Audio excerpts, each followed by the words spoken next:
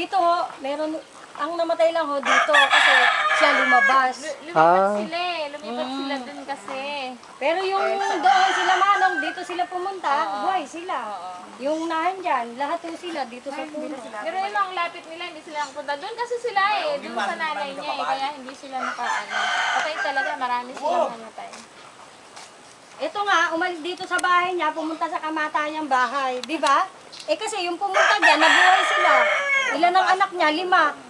Yan yung tali, yung sanga na yan, hindi ho kayo maniniwala. Pag hindi talaga mamamatay. Yung lubid, umikot lang siya ng 2 ganito.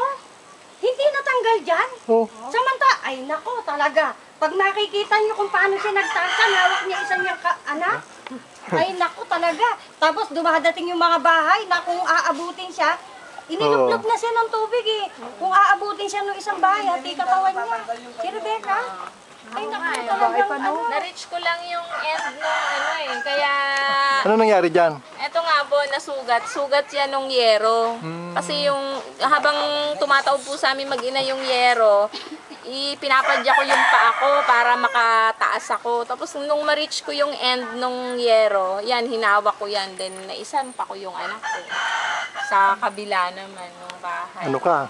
Kapit sa yero. Hindi kapit sa patalim. Hindi kapit na sa yero. Kapit sa talim ng yero. Kaya ka nasugatan. Ang dami palang istorya dito ah. Ano? Ang dami.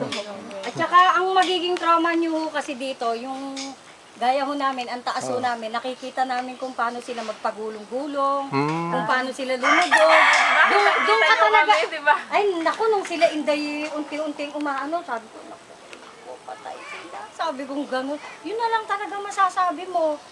Doon ako na ano eh, yung sa mga nakita mong naanod, na lumubog, hindi na lumutang, gano'n, doon ka talaga maaano eh. Yun nga, Pero yung, doon yung sa naanod tubig, nga, yung pamilya na sinave ng puno na yan, nung inaanod na sila, nandun na sila eh. Sabi ko, Diyos ko, Panginoon ko, ilagtas na po sila. Pag Nagtataka bilat ang nga mata sila. ko, nandun na yung yero.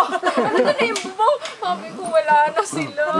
Yung pala na iwan dyan. Iwan po dyan. nagtataka nga sila eh, kung bakit daw sila napunta rito eh. Ayan, yan Saan nga sila po galing? talaga na. Diyan ang sa bandang taas. Ito, kapantay ba? Kapantay ho nung bayilit na bahay. Ah, Sa may Kamatsile. malayo ah. Hindi, binhi pa rin. Mala, Ayun yung bahay ko po. Ayun, Doon sa hindi po kapantay napano. malayo Yung din ah. lavender na yun. Oh, yung lavender. Kulay Gabriela. Gabriela talaga. Yan din ang kulay namin, Beta Epsilon eh. Oh, purple din kami. Opo, ayan. Pinagsama. Kaya nga kami, nagpapasalamat ako talagang sobra. Kasi biruin mo kami, nakaligtas kami ng hindi kami napagod. Hindi kami nakalulo ng tubig. Hindi kami naglangoy. Hindi gaya nung iba na sobrang hirap talaga. Talagang yun talaga ang biruin Ito nyo po malublog yung kayo sa ano, tubig. nawawalan pa ng anak. Hindi pa natatagpuan. Taga rito kayo. Nawawala ka pa? Hindi ko pa nakita hanggang ngayon. Hindi pa Siya lang ang nawawala. Ilan taon na yan? Mag-11. Ah, 11. po? Harry Donasco. Si Harry Velasco. Ito po. Siya lang po nawala sa pamilya niya. Saan kayo? Diyan kami sa kabila, sa Priscilla. Ano yan, nung baka nawala yan? Yung kasama namin, bumigay kasi yung bubong. Bumigay yung bahay.